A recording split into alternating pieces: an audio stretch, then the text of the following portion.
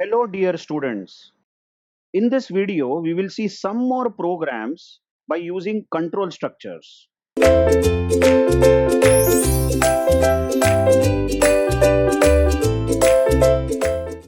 first one is printing reverse of a number.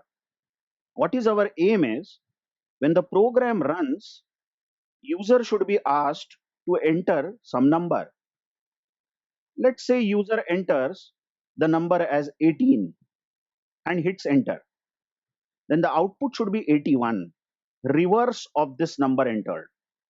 Now, don't be under an impression that the number entered by the user will be always two-digit number. It can be any number. For example, the number might be 183. Then the output should be 381. Or it might be four-digit number. Or it might be even one-digit number. So if the user enters a value, say 5, then the output has to be 5. Reverse of 5 is just 5. So what is the logic? What is the idea behind printing reverse of a number? Just see if the number is n and number entered, let's say, is 128 by the user. Now, the problem is we want to print 8 first. What if we apply a formula like this? R, which is another variable, is equal to n percent 10. Now, that means we are operating 128% 10, and you know 128% 10 is 8, last digit of 128, isn't it? So R is 8 here. Notice that we are successful in taking the last digit of the number n in the variable r. R is 8. So how about printing r? We can print r. I am writing in short algorithmic notation. The actual syntax, actual grammar will be done in the program. But then if you print r, then 8 will be the output printed, isn't it? 8 is printed because r is 8. Now what if we apply a formula like this? N should change. We are saying n should become n divided by 10. Now applying the value of n here on the right hand side, n is 128 divided by 10. Remember, it's not 12.8 because both here n and 10 are integers. So 128 upon 10 is 12, and that 12 is stored by n. So n, which was 128, has now changed. N has become 12. Observe this. N has become 12. Okay. So the new value of n is 12. It was 128, but due to n is equal to n by 10, n has become 12. Now you just think of that if you repeat these sentences again using some loop, we will see what loop we will use over there. But just imagine these lines are repeated. So you are again evaluating r is equal to n percent 10, but n is 12 now. It was 128, but n has changed to 12. So now 12% 10, as you all know, is 2. So r is 2, last digit of 12, isn't it? So we are successful in taking out the digit 2. First, we were successful in taking out digit 8. Now digit 2 is stored in r. And how about printing it? So the next line is print r, which will print 2. Just check, the number was 128 and 82 has got printed till now on the screen. Now the next line says n should change. N should become n by 10. But n is already 12. 12 by 10 is 1. It's not 1.2. It's 1. So n now becomes 1. N, which was 12, is now 1. Okay. I'll again erase some working over here. Remember the latest value of n now, it was 12, but now it has become 1. Okay. Now what if we repeat this for the new value of n, where n is 1? So r is again evaluated as 1% n. Now you all know 1% n is 1, so r is 1. And how about printing it? So 1 also gets printed. Check the output till now is 821. And then this line n is equal to n by 10 is going to evaluate n as 1 by 10. Now 1 by 10 has to be 0.1, but remember it is integer division. It won't be 0.1, it will be 0. So n, new value of n is 0. N, which is 1, now becomes 0. So remember n was 128, then we extracted 8, then we made n as 12. Okay, when n was 12, we extracted 2, last digit. Then n was made 1. When n was 1, we extracted 1, and then we made n as 0. Now when n is 0, you will agree that there is no sense in repeating, because it seems that we have extracted all the digits and we have printed them on the screen. So the summary is that these 3 lines are going to do the work for us. But these 3 lines are to be repeated as long as n is not equal to 0.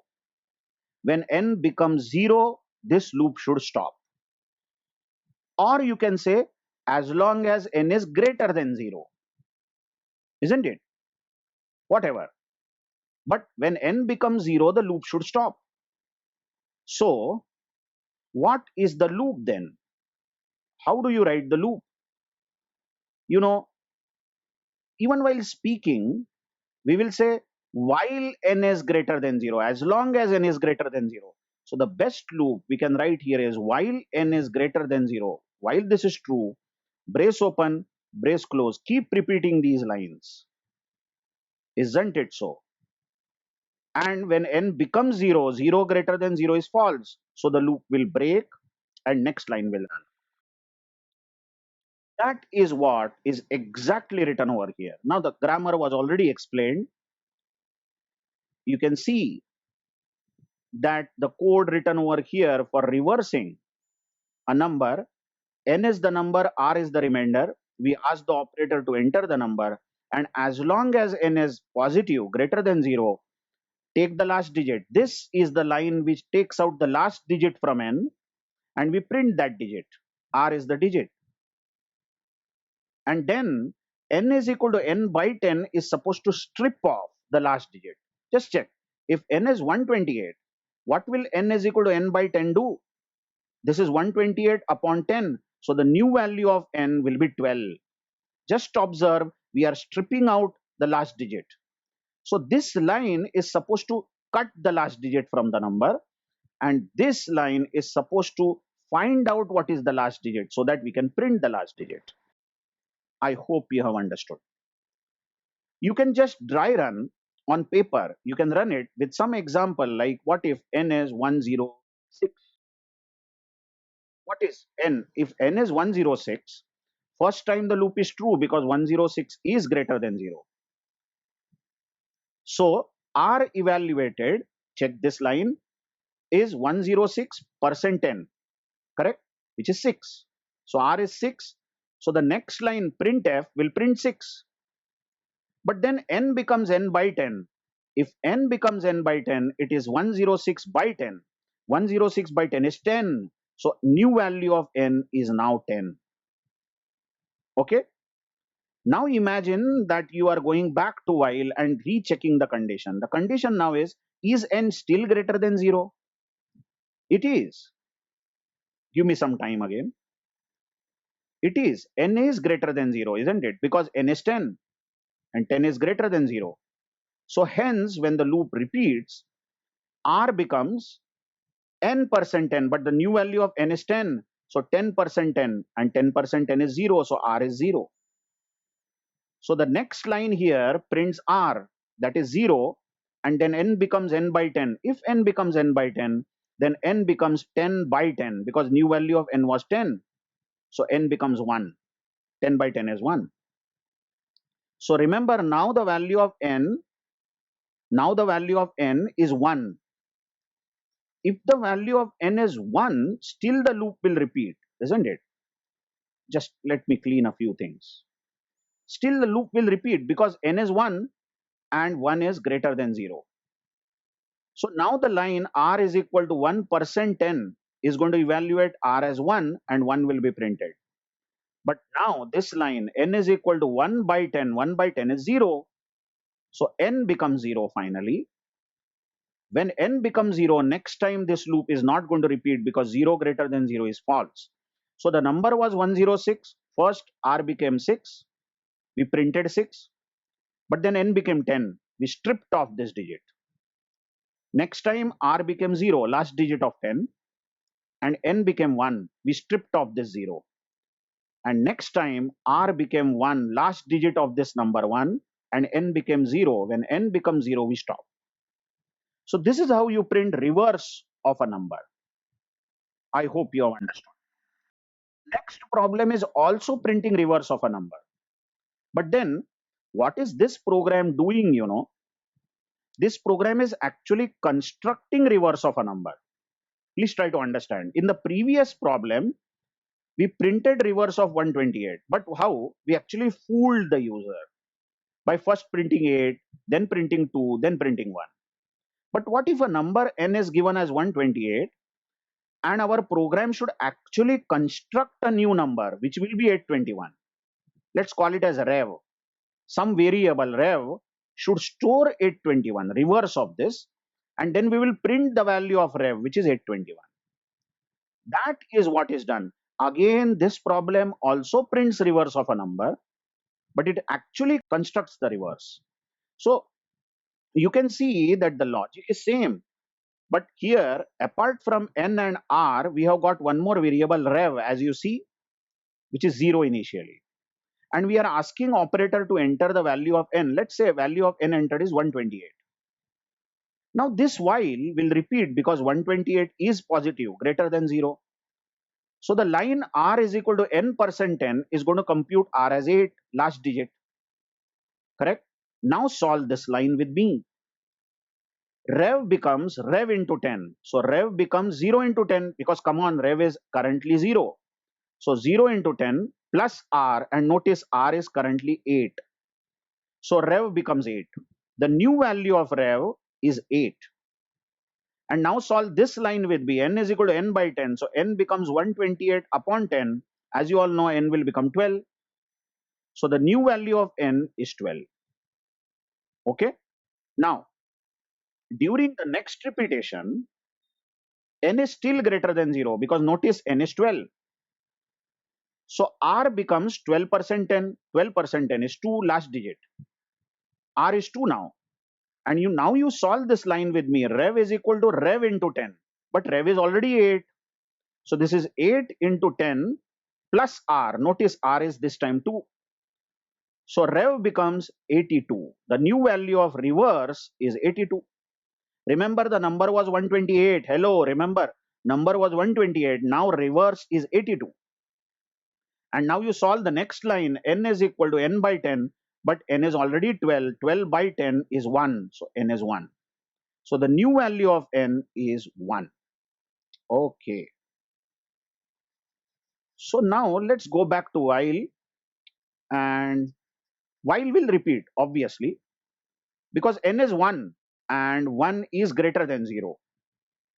N is 1, 1 is greater than 0. So the next line here, r becomes 1, isn't it?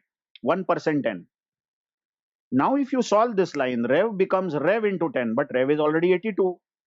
So 82 into 10 plus r is 1. So this becomes 821. Rev becomes 821. New value of reverse is 821. And then n is equal to n by 10 will be n is equal to 1 by 10, and 1 by 10 is 0. So the new value of n is 0. Now tell me, if n becomes 0, this loop is going to break because n is no more greater than 0. We are sure that when the loop breaks, n is 0. But rev clearly gives us reverse of a number. Output of this will be 821 and the number entered was 128. I hope you understood. Running the program on the paper by simply substituting the values and finding out how reverse will be formed. Now, the next code given here is check whether a number is palindrome or not. We will see this code execution in the next video. Thank you very much.